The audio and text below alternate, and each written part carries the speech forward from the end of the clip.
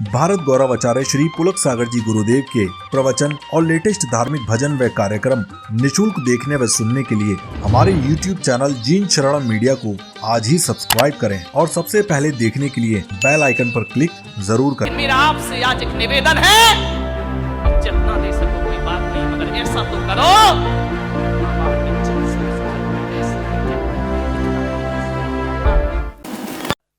विचार करिए, तुमने कितना परेशान किया है माँ बाप को। उस परेशानी का यदि 1% भी चुका सको तो माँ बाप खुशी से अपनी जिंदगी जी लेंगे। मेरे भाई, मैं आपसे निवेदन करता हूं, माँ बाप का सम्मान ना कर सको कोई बात नहीं है, ज्यादा उनका मान प्रतिष्ठा ना दे सको कोई बात नहीं, लेकिन मेरा आपसे आज एक निवेदन है, इज्जत ना दे सको कोई बात नहीं, मगर ऐसा तो करो कि माँ बाप इज्जत से उस घर में रह सके। ध्यान रखें, इतना तो कर सकते हो ना कि सम्मान की जिंदगी जी सके। वो क्या करते हम माँ बाप के लिए। स्वामी विवेकानंद बहुत बड़े संत हुए, अमेरिका गए, उन्होंने अपना भाषण दिया, प्रवचन दिया, मां पर बहुत अच्छा बोलते थे। वो कहते थे मां से अच्छा कुछ नहीं होता, मां से बड़ा कोई धर्म नहीं होता, पिता से बड़ा कोई धर्म नहीं होता, कोई कर्तव्य नहीं होता हमारा। विवेकानंद से किसी जिज्ञासु ने पूछ लिया, आप मां की इतनी महिमा गाते हैं, मां में ऐसा क्या है, धरती पर आए हैं तो मां तो मिलेगी मिलेगी, इसमें कौन सा एहसान। और हर मां बाप पाल पोस के बड़ा करते हैं, कोई बड़ा काम नहीं कर दिया उन्होंने। धरती पर आओगे तो मां बाप तो मिलेंगे ही मिलेंगे। विवेकानंद ने कहा, यह प्रश्न कोई भारत का आदमी पूछ रहा है कि मां में ऐसा क्या है। स्वामी विवेकानंद ने उसे बुलाया कि इधर आओ। वो एक साफा बांधते थे, उन्होंने अपनी पगड़ी खोली, बोले इसे पकड़ो। उसने कहा स्वामी जी ये क्या है। बोले पकड़ो। उसने पकड़ा। और स्वामी विवेकानंद ने कहा कि जाओ मेरी सभागृह के बाहर 1 किलो का पत्थर पड़ा है, उसे उठा के लाओ। बोले स्वामी जी मुझे प्रश्न का उत्तर चाहिए, ये पत्थर अत्थर में से नहीं उठेगा। बोले देख, मां बाप के संदेह में उठा हुआ प्रश्न किसी पत्थर से कम नहीं हुआ करता है। तो पत्थर का जवाब स्वामी विवेकानंद नहीं देते, पत्थर का जवाब पत्थर ही दिया करता है। जाओ और पत्थर उठा के लाओ। वो पत्थर उठा के लाया। स्वामी जी ने कहा अपने पेट में बांध, और बांध करके पूरे नगर के 3 चक्कर लगा के आ। बोले ऐसा नहीं हो सकता। बोले क्यों नहीं हो सकता है। बोले मुझे उत्तर चाहिए। बोले उत्तर मैं नहीं दूंगा, उत्तर पत्थर देगा। मां बाप के खिलाफ उठा प्रश्न पत्थर है, उत्तर भी पत्थर ही देगा। जाओ।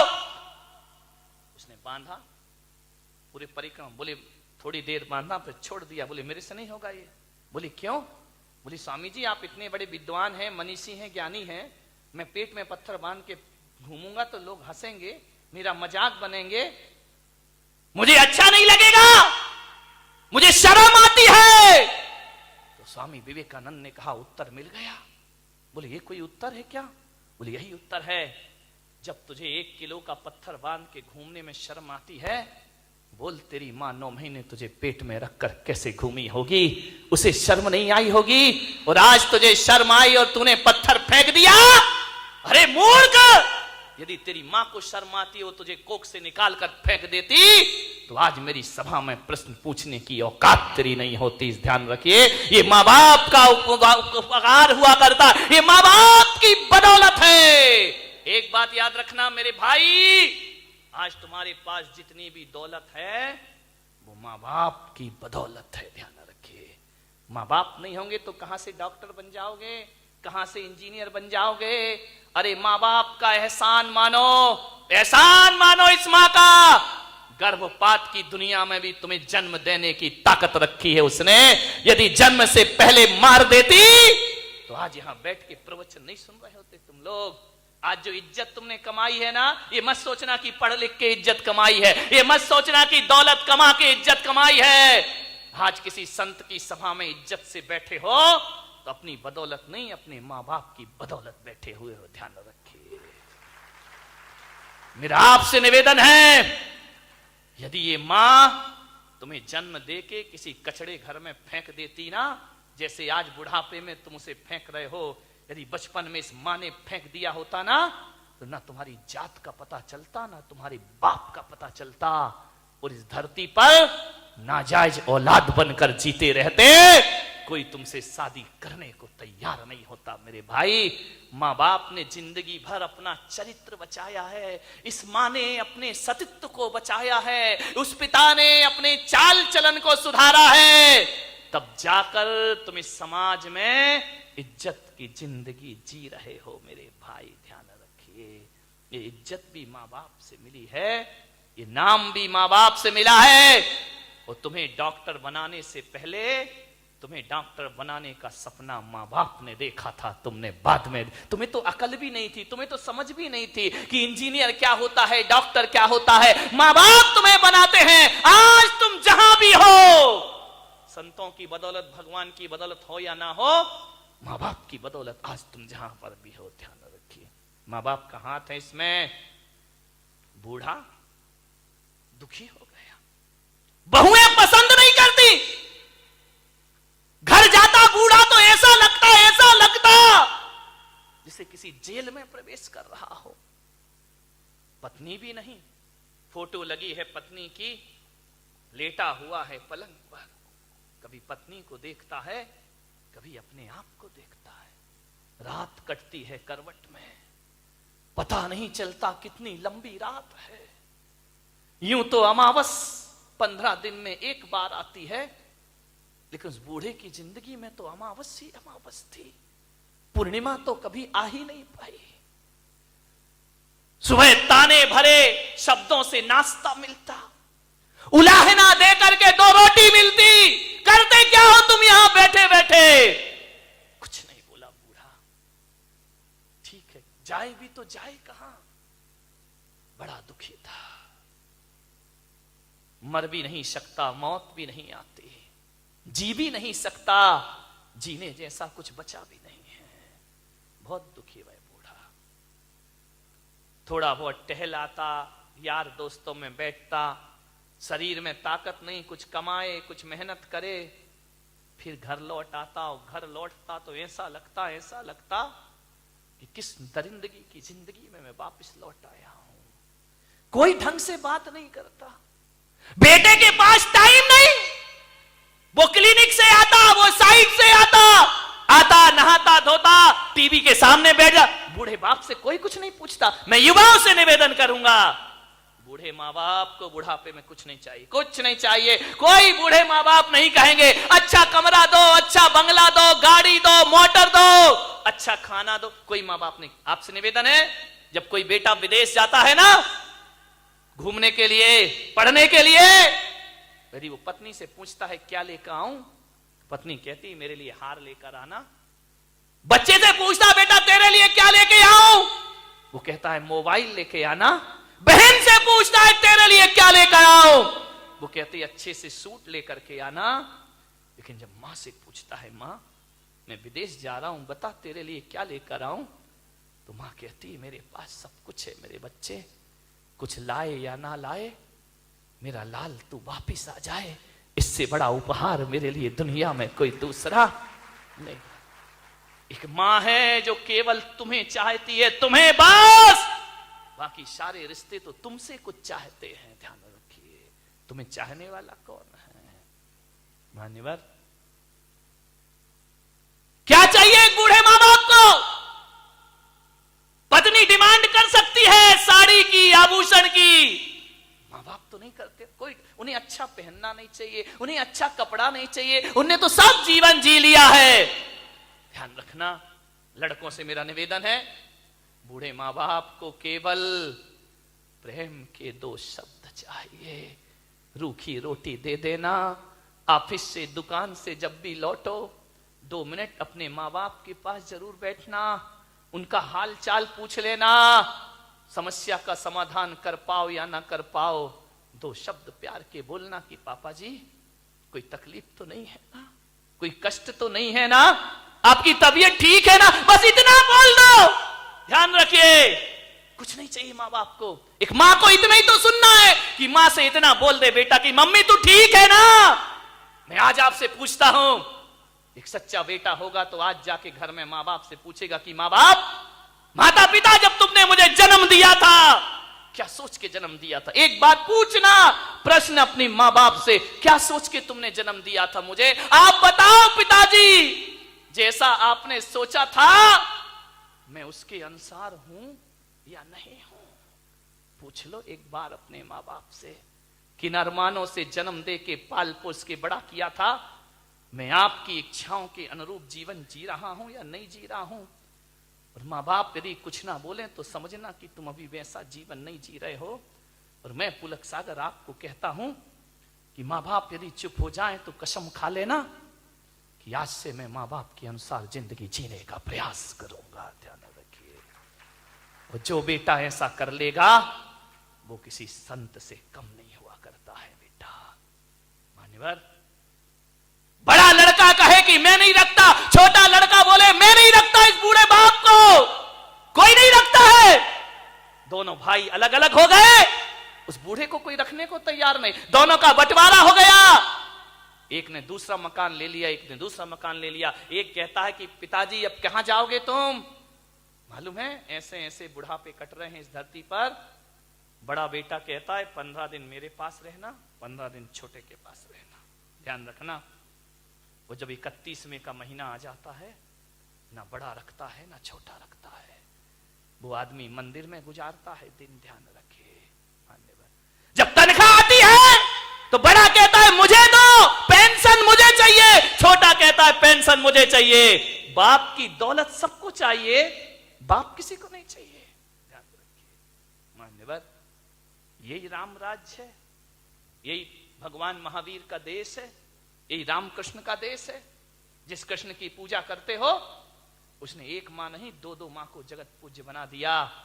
जन्म देने वाली देवकी और पालने वाली यशोदा को भी सारे जगत का सम्मान प्रदान कर दिया। विचार कर, राम जैसे बेटे जो वनवास देने वाली मां को भी अपनी मां कह करके बुलाया करते हैं। ध्यान रखिए, क्या किया है तुम्हारे माँ बाप ने तुम्हारे साथ, जो बुढ़ापे में उनके साथ दुर्व्यवहार होता है। मान्यवर, बसाओ घर, उजाड़ो मत। थोड़ी सी समझ रखो, समझदारी रखो। आप भी मां बाप बनेंगे, आपकी भी औलाद होगी। और जो दिन बूढ़े मां बाप को दिखा रहे वो दिन तुम्हें भी देखना पड़ेंगे। ध्यान रखिए मान्यवर, क्या हो जाता है बचपन में दो भाई लड़ते हैं मां बाप के सामने। तो छोटे थे ना जब तुम लड़ते थे दोनों भाई, कहते थे मम्मी मेरी है, मम्मी मेरी है, मम्मी मेरी है। छोटा कहता था नहीं चल हट, मम्मी मेरी है। छोटे थे तो कहते थे मां मेरी है, मां मेरी है, मां मेरी है।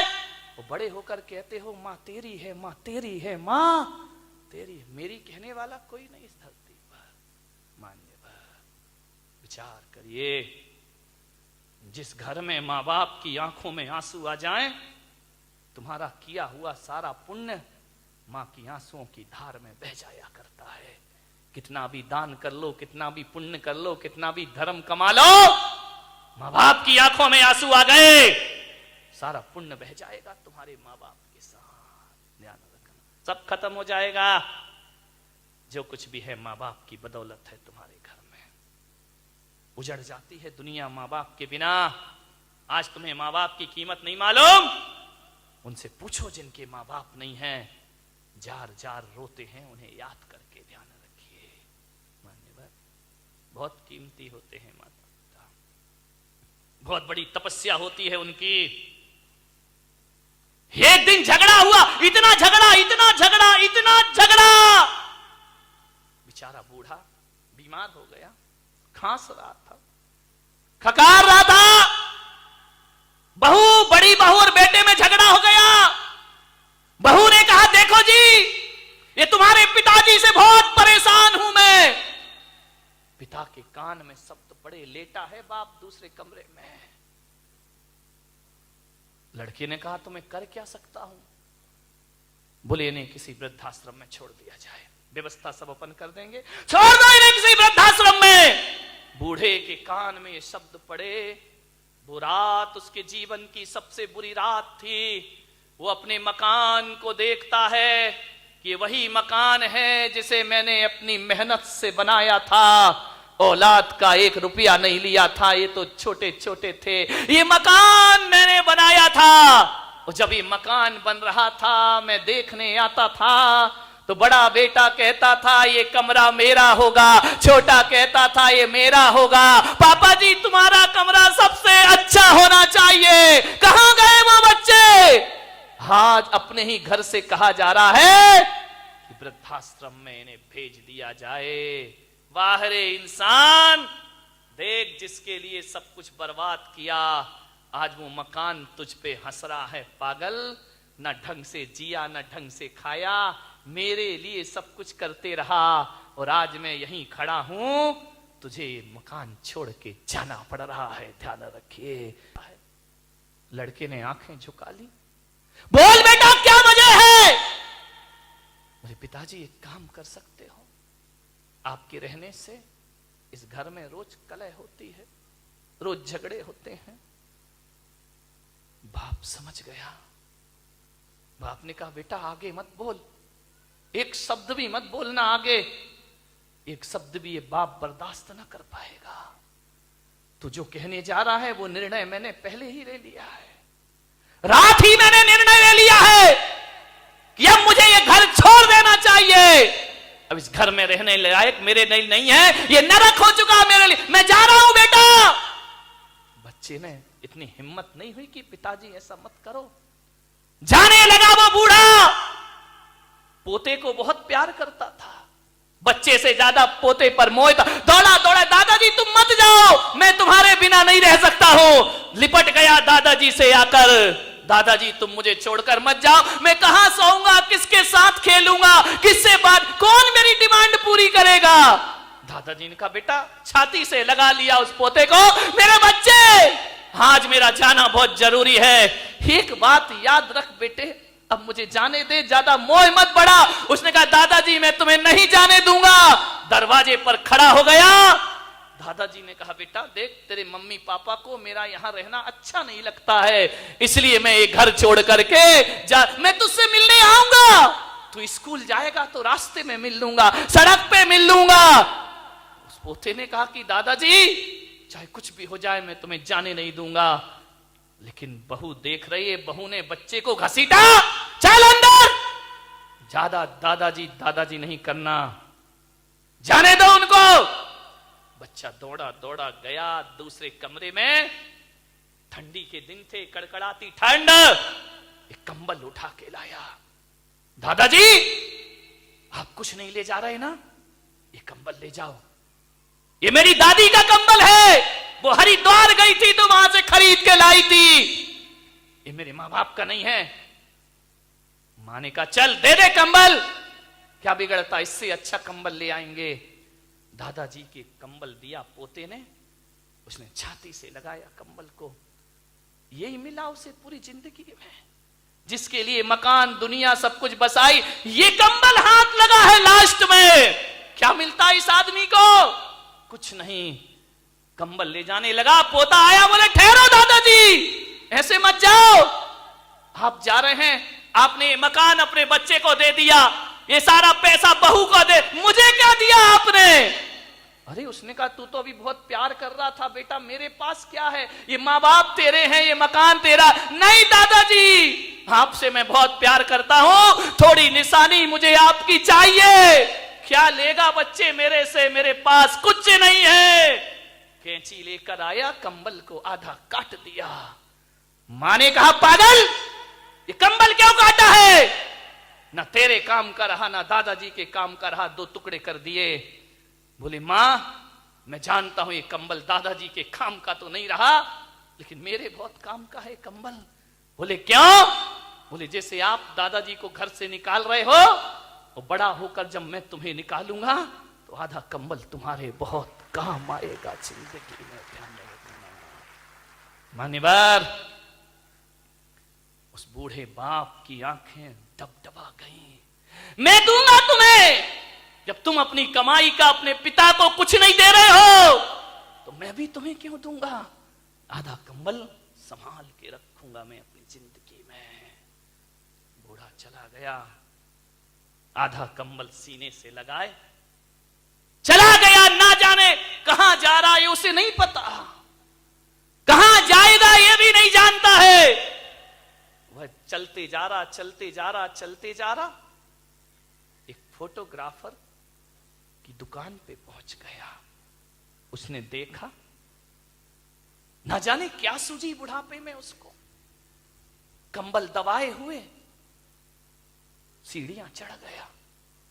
फोटोग्राफर से बोला कि बेटा मेरी एक फोटो खींच सकता है? उसने कहा दादाजी को क्या हो गया, फोटो खींच दे। आंखों में कीचड़, टूटा हुआ चश्मा, फटा हुआ कंबल। उसने कहा दादाजी खींचूंगा मैं फोटो, आइए बैठिए। उसको बिठाया। फोटोग्राफर ने रुमाल से दादाजी का मुंह साफ किया। इतनी जोर से बूढ़े ने उसके हाथ पकड़े कि बेटा जिसकी गंदगी बचपन में साफ की, उन बच्चों ने मेरा मुंह ना पोंछा। एक बात याद रखना बारामती वालों, ये कभी कभी जो प्यार अपनों से नहीं मिलता वो पड़ोस में प्राप्त हो जाया करता है। उसने कीचड़ पोंछा, चश्मा सही किया। दादाजी ये चश्मा टूटा है, ये तार निकला है इसका, सही क्यों नहीं किया? क्या करूं बेटा, जो कल तक आंखों के तारे थे उन्होंने चश्मे का तार नहीं सुधरवाया मेरे। फोटो निकाली। फोटो निकालने के बाद दादाजी ने अपने जेब में हाथ डाला, एक फटा पुराना 5 का नोट निकाला। बोले बेटा ये ले ले। उसने कहा नहीं पिताजी, दादाजी अब पैसे नहीं चाहिए मुझे, मैं आपकी फोटो जरूर बना कर दूंगा। बोले मेरे पास कुछ नहीं बेटा, केवल ये फटा 5 का नोट है, तू रख, तेरे बहुत काम आएगा। उसने कहा नहीं दादाजी मुझे नहीं चाहिए। बोले रख ले बेटा रख ले। बोले मुझे नहीं चाहिए। तो बूढ़े ने कहा अपनी नहीं तो मेरी खुशी के लिए रख ले। दादाजी आपको ये 5 रुपया देने में खुशी मिलेगी? उसने कहा लाओ मुझे दे दो। उसने 5 का नोट देखा, फटा सा था। आज वो 5 का नोट हजारों की गड्डियों के सामने भारी पड़ रहा था उस फोटोग्राफर को। उसने लिया 5 का नोट डाला। दादाजी ने कहा 2 दिन बाद मेरी फोटो दे देना मुझे। बोले ठीक है। 2 दिन बीते। 2 दिन बाद 2 लड़के पहुंचे फोटोग्राफर के पास। बोले भाई साहब 2 दिन पहले एक दादाजी ने यहां फोटो खिंचाई थी, वो फोटो हमें चाहिए। आप कौन हैं? हम उनके लड़के हैं। ये डॉक्टर है, इंजीनियर है। आप उनके लड़के हैं, आपको कैसे पता कि फोटो खिंची है?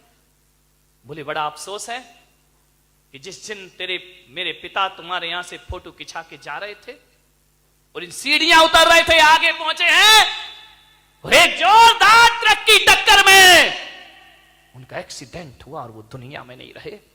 जब हमें सूचना मिली हम गए, जब तक प्राण पखेरु उड़ गए, उनके कुर्ते के जेब में तुम्हारी दुकान की रसीद पड़ी थी। बस वही रसीद लेकर हम तुम्हारे यहां आए हैं। वो फोटो तो दिखाओ जरा। फोटो दिखाई। अरे ये फोटो खींची है तुमने? ये फटे से कपड़े, टूटा सा चश्मा, आंखों में कीचड़।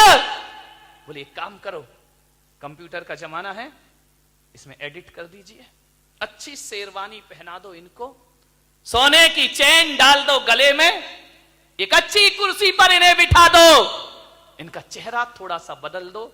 उसने कहा भाई साहब बहुत पैसा लगेंगे। बोले देंगे। 5,000 रुपए लगेंगे। बोले देंगे 5,000 रुपए। ये वो औलाद जिसने जीते जी बाप को 5 रुपए नहीं दिए, वो 5,000 की फोटो ले रही है। उस आदमी ने पूछा कि आप इतनी बड़ी फोटो क्यों बनवा रहे हो? बोले परसों हमें इनका उठावना करना है, इस समाज में हमारी इज्जत का सवाल है, ध्यान रखिए। हम उनकी ऐसी फोटो नहीं लगा सकते हैं, हमारा भी स्टेटस है, हमारा भी स्टैंडर्ड है। सारी समाज हमारे यहां आएगी। जितनी सुंदर फोटो बना सको फोटो बना दीजिए। कल सारे लोग श्रद्धांजलि सभा में उपस्थित होंगे। ये है मां बाप का सम्मान। फोटोओं पर फूल चढ़ाने वालों, जीते जी दो शब्द प्यार से नहीं बोलते हो।